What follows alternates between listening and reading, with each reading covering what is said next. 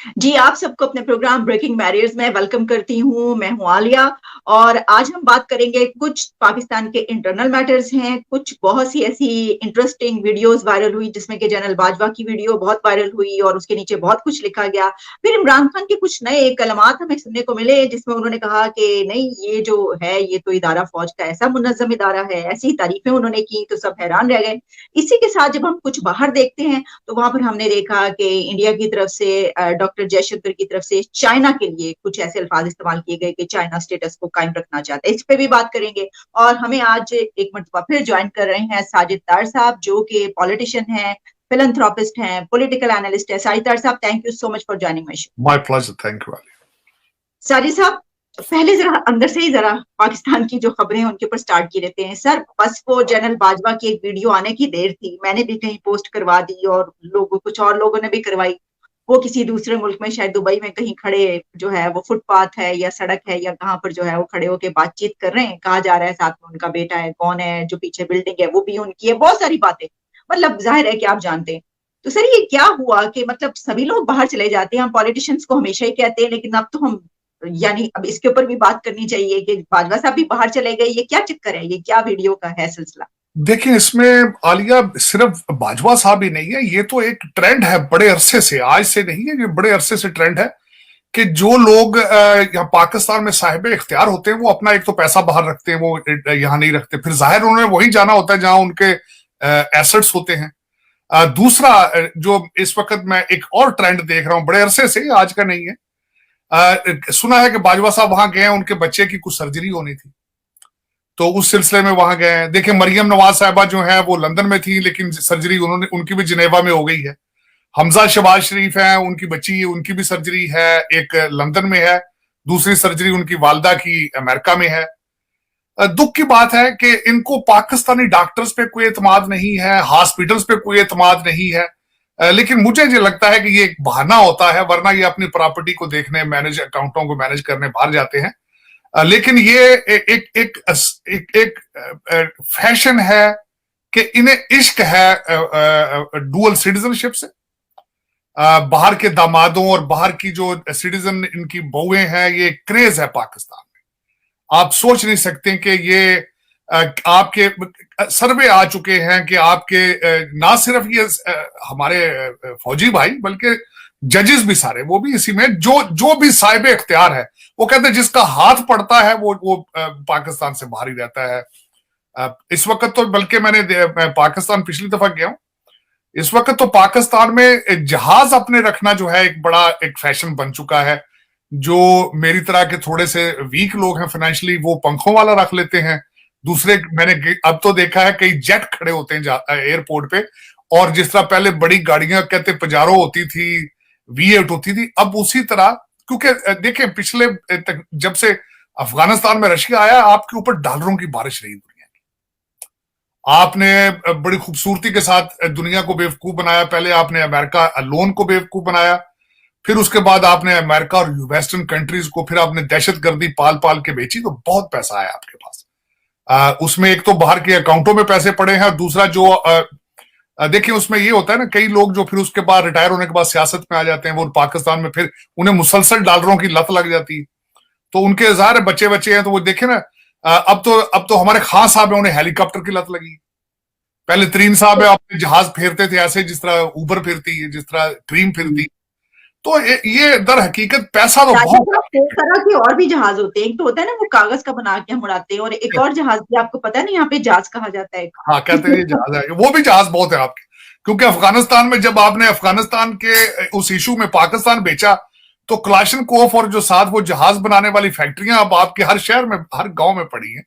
और उस पर तो खैर तवज्जो कोई नहीं देता, क्योंकि वो बेचारे लोअर क्लास होते हैं, वो तालीम याफ्ता नहीं होते, लोअर। अब तो खैर यूनिवर्सिटियां, मैंने देखा अब तो लम्स वगैरह में इस तरह पे बच्चे बच्चियां वहां पे इस चीज को बड़ा ओपनली कर रही है। तो देखें, वो कहते हैं what goes around comes around. जब बच्चों को आपने हलाल चीजें, राइट चीजें ना करके दिखाना हो, तो nature has its own course, मेरे ख्याल में। देखें, एज ए बहसीत मुसलमान हमारा ये अकीदा है कि जन्नत और दोजख का, लेकिन मैं आलिया बिलीव करता हूं कि दुनिया में भी उसके आपको भुगतने पड़ते हैं। मैंने देखे हैं लोग बाज़ाहिर वो लगते हैं कि बड़े बड़े जहाजों में बड़े बड़े मोहल्लात में रहते हैं, लेकिन अंदर से उनके हालात सब खराब होते हैं, क्योंकि nature has its own course.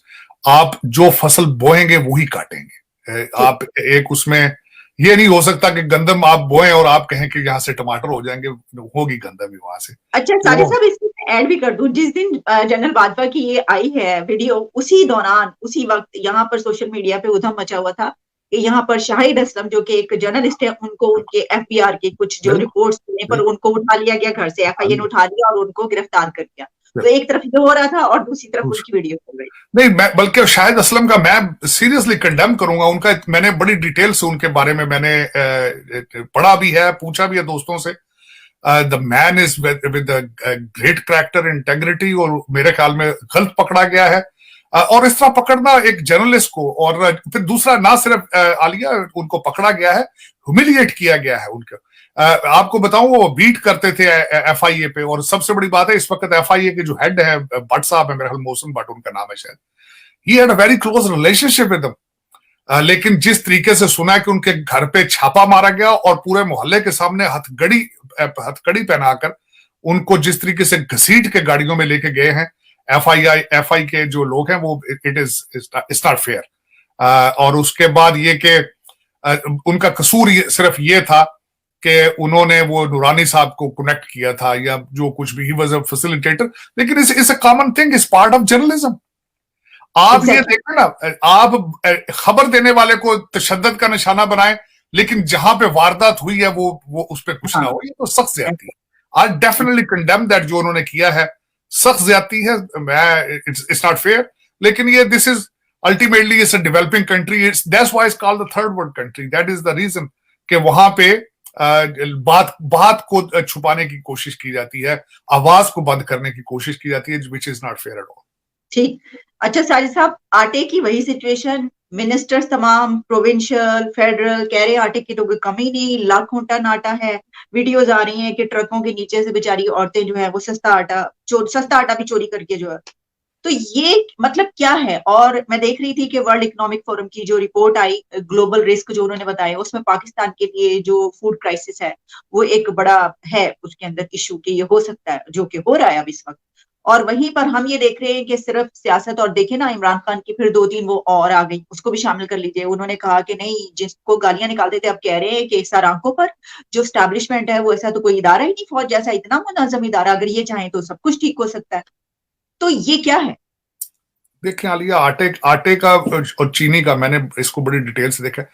चीनी वाले लोग जो वो भी बहुत पासर हैं, ज्यादातर सियासतदान हैं, या सियासतदानों के या आपकी एस्टेब्लिशमेंट ब्यूरोक्रेसी के साले या बहनोई हैं, सारे रिश्तेदार होते हैं आपस में एक दूसरे के। और इसी तरह फ्लोर मिलों वाले भी एक बहुत बड़ा माफिया है, बहुत बड़ा माफिया है। मैं आई नो देम मेनी। अब उसमें यह बताना चाहूंगा, दो चीजें इसमें मुसलसल हो रही पाकिस्तान में। जखीरा अंदोजी हो रही है, जानबूझ के शॉर्टेज की जा रही है प्राइस हाइक के लिए एक, और दूसरा अफगानिस्तान स्मगलिंग हो रहा है इस वक्त आटा आपका। लेकिन ये चीजें रुक नहीं सकेंगी। उसकी वजह यह है कि इस वक्त you are in a free fall, आपका कोई पता नहीं है इस वक्त who is calling you shots. और दूसरा, खान साहब के इंटरव्यू सुनते हैं तो उन्हीं से पता चल जाता है कि आपकी हुकूमत की क्या सिचुएशन है, आपकी एस्टेब्लिशमेंट की क्या सिचुएशन है। आज उन्होंने जो मेहर बुखारी को कल दिया इंटरव्यू, उससे नजर आ रहा है कि एस्टेब्लिशमेंट कितनी कमजोर हो चुकी है। मेरे ख्याल में हिस्ट्री बनने जा रही है। He demanded, mister handsome has demanded an apology. मेरे ख्याल में हिस्ट्री में पहली दफा होगा कि एस्टेब्लिशमेंट घुटनों के बल होके जाके एक बंदे से माफी मांगेगी।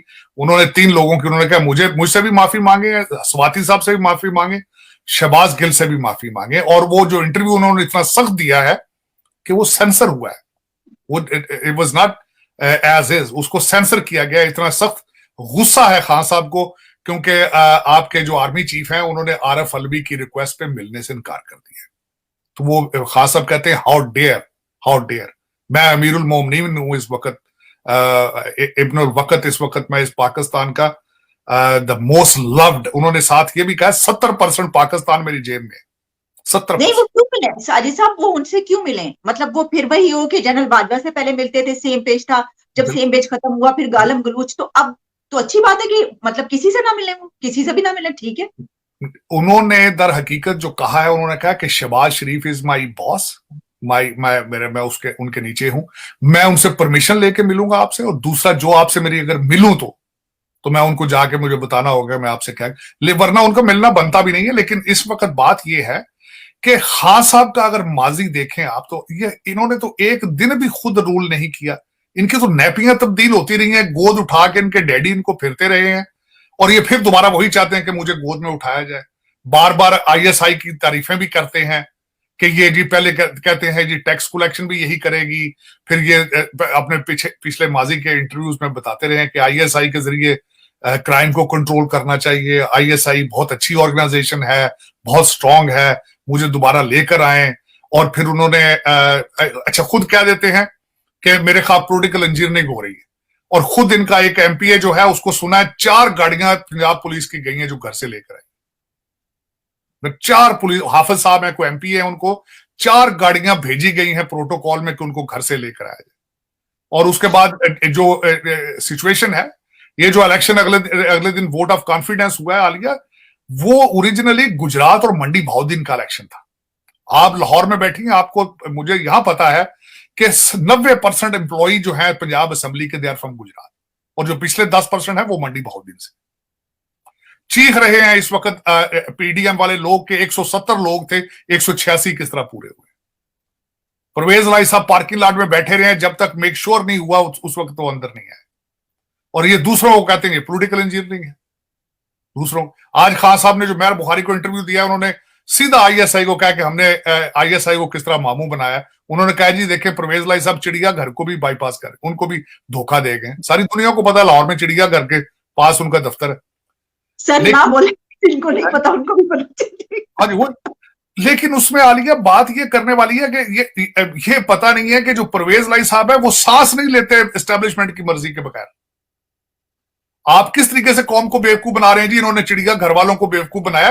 परवेज लाई साहब तो अपने पिछले रावलपिंडी एयरपोर्ट पे जाके मिलते रहे उनसे, और अब खबरें बाहर निकल रही हैं कि वो he was meeting with the head of ISI, DG ISI को मिलते रहे जाकर रावलपिंडी। तो आप किस तरह कह रहे हैं लोगों को जी उन्होंने चिड़िया घर वालों को बेवकूफ बना लिया। उनको कहा था जी 3 दिन बाद इलेक्शन हो गए, लेकिन रात को करा दिए। तो इस तरह नहीं होता खान साहब। अब आप मैंने भी आईएसआई को बड़ी करीब से देखा, पाकिस्तान में चिड़िया पर नहीं मार सकती उनकी मर्जी के बगैर। आप जहां बैठे हैं ना, वो भी उनकी मर्जी से बैठे हैं आप। और लेकिन साहब उन्होंने सही ढूंढ के जगह पे बनाया, जगह सही ढूंढ लिया। हाँ, लेकिन मैं गलतफहमी है कि वो आपको बर्दाश्त कर रहे हैं, वो एक लिमिट तक आपको ले जाने की वो गलत कर रहे हैं। मैं उसके फेवर में नहीं हूं। उसकी वजह ये, इससे पूरा स्टेट नीचे जा रही है, पूरा कंट्री नीचे जा रहा है, दुनिया आपको ऑब्जर्व कर रही है, आपके दुश्मन आपको ऑब्जर्व कर रहे हैं। Don't portray a picture of state of Pakistan so weak. ये मेरा इंटरेस्ट है। और खासकर इन लोगों से ब्लैकमेल हो रहे हैं जिनकी वैल्यू ही कोई नहीं, जिन्होंने मांगे तांगे जो सियासतदान इधर उधर से पकड़ के जो टूटी फूटी पार्टी है, मैं तो इनको पार्टियां मानते ही नहीं। ये तो सारे लुटेरे हैं, इकट्ठे हैं। बल्कि मैं अगले दिन, मैं हालांकि आलिया मैं स्टूडेंट ऑफ पॉलिटिकल साइंस, लेकिन मैं इतना सेंसिटिव, आज भी एक मैं डिस्कशन में बैठा था, मुझे किसी ने बड़े सेंसिटिव जगह पे किसी ने पूछा पाकिस्तान का हल क्या है। मैंने ओपनली कहा था, मैं स्ट्रॉन्ग स्ट्रिक्ट टेक्नोक्रेट सेटअप और मार्शल लॉ। जब मैंने मार्शल लॉ कहा तो देवर शॉक्ड। उन्होंने मुझे पूछा हाउ, मैंने कहा ये बताओ पाकिस्तान में टफ फैसले कौन कर सकता है? इनके पास तो टफ फैसले नहीं कर सकते, ये सो वीक, और इनका माजी भरा पड़ा, सारे करप्ट हैं। तो पाकिस्तान को इस वक्त टफ फैसलों की जरूरत है। वो कौन करेगा? वो मार्शल तो सर वो ठीक है, लेकिन फिर भी हम ये तो नहीं चाहेंगे कि मार्शल आए, लेकिन इनको टफ फैसले जो करने पड़ेंगे। लेकिन सारी साहब, आप सॉरी मेरी ये बात सुन लें, उस्मान बुजदार चाहिए आपको, आप उस्मान बुजदार चाहिए आपको, फिर गोगी चाहिए आपको? हमें नहीं चाहिए, नहीं सर हमें नहीं चाहिए, फिर हमजा के पास चाहिए आपको, लेकिन उनका मार्शल भी नहीं चाहिए। हमें ज़ियाउल हक भी नहीं चाहिए। नहीं वो तो ठीक है, लेकिन अच्छा उसमें ये आप फिर एक मेरा भी जवाब दे देना आलिया। मुझे एक पार्टी बता दें आप, एक देखे ना, खान साहब ने जो कहा वो कहा ठीक है, उन्होंने कहा 70% पाकिस्तान मेरी जेब में। 1 मिनट के लिए आंखें बंद कर लेंगे, वो वापस आ जाते हैं। तो बस बस फिर सर देखिएगा क्या होगा। अच्छा साजिद साहब, क्योंकि आपने जो है वो चिड़ियाघर के नाम ले लिया, तो हमें जो है हमारे कुछ दिन पहले के वाकयात हमारे साथ भी हुए, हमें भी वहीं पे बुलाया गया था, इसलिए हमें याद आ गया, तो जख्म जो है वो हरे हो गए। लेकिन चले कोई बात नहीं, छोड़ते हैं, आगे बढ़ते हैं। अच्छा साजिद साहब, जरा थोड़ा बाहर निकलते हैं। और एक तो सबसे पहले हम उस पे बहुत ज्यादा अफसोस का इजहार करते हैं, जो नेपाल है नेपाल उसका एक तैयारा जो कि हादसे का शिकार हुआ, उसमें 68 पीपल जो है, जाहिर आप जानते हैं जहाजों के तो जो भी 72 इंसान। चार उसमें स्टाफ भी थे, 72 टोटल, 68 पैसेंजर थे, 4 स्टाफ भी था उनमें। येटी येटी एयरलाइन है उनकी, नेपाल की, जिसका हुआ है हादसा। और it is very very sad. और खासकर जिस तरह देखा जाता है कि हवाई सफर जो है इट्स सेफेस्ट तरीन, लेकिन ये कि लैंडिंग के दौरान हुआ है। मैंने उसके बड़ी तफसील में जाने की कोशिश की है, और उसमें एक वीडियो बना रहा था बंदा अपनी उसमें, तो सडनली वो पहाड़ों के दरमियान से वो सुना है कि उस जगह होती है, और यकलख्त उसके शिफ्ट हुआ पूरे का पूरा जहाज। तो वहां जो लोग अभी तो स्पेकुलेशन कर रहे हैं, वो कहते हैं कि वहां पे पहाड़ियों के दरमियान में हवा का बड़ा सख्त प्रेशर कई दफा आता है वहां से। अभी तक यही कहा जा रहा है कि वो सख्त हवा के प्रेशर की वजह से it was pushed on the side, और ये हादसा है पेश आया। लेकिन नेपाल जो देखा, खटमंडू एयर आपने देखा, हमारे पीआईए का जहाज, उसको भी वही हादसा पेश आया था, और उससे पहले एक दो और हादसे भी आए हैं। लेकिन ये कि वो जिस तरीके से उसकी सिचुएशन है, लोकेशन है नेपाल की, in the middle of all the Rocky mountains, वो बहुत डेंजरस है। लेकिन अफसोस की बात है कि 72 जाने जाया हुई हैं। So sad, so sad. बिल्कुल। अच्छा साहिब साहब, अपने आखिरी टॉपिक की तरफ बढ़ते हैं सर। हम साय मुल्क की तरफ से जो है वो एक आई है स्टेटमेंट आप कह लें, लेकिन एक जगह पर उनके external affairs minister doctor Jaishankar बात कर रहे थे, तो उन्होंने ये चाइना के हवाले से ही कहा कि चाइना जो है वो अपना स्टेटस को बढ़ाने के लिए वो इंडिया के साथ जो है इस तरह की वो कोशिशें कर रहा है, लेकिन अब किसी भी सूरत इससे खौफजदा नहीं हुआ जाएगा और इसको देखा जाएगा। जिसमें तफसीली उन्होंने कहा कि जो नॉर्दर्न बॉर्डर्स है वहां पे China is today seeking to change the status quo and by bringing large forces in violation of our agreements. और उन्होंने कहा कि will not be coerced by anybody and it will do what it will takes to, मतलब जो भी उन्होंने। तो आप क्या समझते हैं, क्या देखते हैं कि जो चाइना का भी पहले कुछ दिन पहले हुआ है, तो आइंदा आने वाले दिनों में भी क्या चाइना के ऐसे अजाइम है और ऐसा कुछ नजर आ सकता है जो उनकी तरफ से कहा गया? डेफिनेटली मैं उसमें मैं इन डिटेल जाना चाहूंगा कि इस वक्त इंडिया और चाइना का सिर्फ बॉर्डर्स के ऊपर इशू नहीं है, ये साउथ एशिया की चुंदराहट का इशू है इस वक्त। क्योंकि इस एक तो मैं जो सबसे बड़ी बात ये थी कि अमेरिका ने फोकस कर लिया है कि we have to stand against China. हमने किसी न किसी तरीके से चाइना की ग्रोथ को रोकना है। They are determined to do it. और उन्होंने ये ओबामा दौर के अंदर ये सारा कुछ डिसाइड किया गया था, आज की बात नहीं, बल्कि आज के दिनों में ये चीजें स्लो हो चुकी हैं। उसकी वजह ये है कि कोविड ने एक बहुत बड़ा शाख दिया। अभी तक सप्लाई चेन बहाल नहीं हो पाई। कोविड चाइना, अभी देखें आज से हफ्ता पहले उन्होंने इंटरनेशनल ट्रेवलिंग जो है वो स्टार्ट की है। तो ये मसाइल थे जिसकी वजह से अभी तक नहीं हुआ। अदरवाइज चाइना जो है, चाइना समझता है कि अमेरिका भारत के जरिए हमारे बॉर्डर्स पे या हमें पोक भी करता है, हमें तंग करेगा, और उसमें वो इसको करेंगे, फ्यूचर के अंदर भी करेंगे। क्योंकि इस वक्त चाइना ताइवान पे और भारत में, इन दो उनके पास फ्रंट है, इनके ऊपर वो रिटेलिएट करता रहेगा आने वाले दिनों में, इसमें कोई शक नहीं है। लेकिन उनको आजकल सिर्फ वजह ये है कि कोविड की वजह से उनका सप्लाई चेन बहाल नहीं हो रहा है। सर 60,000 पीपल इन 1 मंथ वहां पे गए हैं। हाँ जी, तो उसमें बिल्कुल हाँ। और दूसरा एक सबसे बड़ी बात यह है कि इस वक्त चाइना वैसे फ्लेक्स कर रहा है अपने मसल, उसको खुले। आपने देखा होगा कि प्रेसिडेंट शी ने चाइना सऊदी अरेबिया का दौरा किया, और उसका उनका यूएई के अंदर उनकी इन्वेस्टमेंट्स उस एरिया के अंदर। पाकिस्तान से बड़ा नाराज है चाइना, क्योंकि सी पैक पे आपने उनका 26 बिलियन जो है वो 26 बिलियन डॉलर के आपने वो पिज्जा वीजा में उड़ा दिए इधर उधर। तो वो आपसे नाराज हैं, सी पैक बंद पड़ा है आपका। और आपने उनके इंजीनियर्स की जिंदगी की गारंटी दी थी, लेकिन आप उसको फुलफिल नहीं कर पाए। ग्वादर पे अभी भी इशू चल रहा है। आपने मौलवी हिदायतुल्लाह को वहां पे जमात इस्लामी वाले को अरेस्ट कर लिया वहां से, ये रिसेंट खबर है। और उनकी तहरीक का नाम क्या है कि हमारा हक दो, उनका नाम है हक दो ऑर्गेनाइजेशन उनकी जो है। और मैंने उसको भी डिटेल में पढ़ा लिया, अगर आप उस पर थोड़ी सी तवज्जो दें, ग्वादर जिस वजह से आपसे चाइना नाराज है, उनकी छोटी छोटी उनकी डिमांड्स हैं, कोई ज्यादा ऐसी नहीं है कि उन्होंने को आपसे बहुत बड़ी चीज मांग ली है, डूएबल है अगर आप उनसे आप उनके मसाइल हल करना चाहें। चेक पोस्टों का इशू है, वो भी रिजॉल्व हो सकता है। ईरान के साथ उनका वो कहते हैं हमारी सॉफ्ट करें, ट्रेड करना चाहते हैं। और दूसरा उनकी फिशिंग, क्योंकि गरीब माहीगीर हैं, आपने जब पकड़ाते हैं चाइना को तो आप आधा मुल्क पकड़ा देते हैं। चाइनीज ट्रेलर और कराची से ट्रेलर आते हैं तो थोड़ा सा एरिया बेचारे माहीगीर, और वहां से बड़े बड़े ट्रेलरों के साथ मछलियां पकड़ के चले जाते हैं।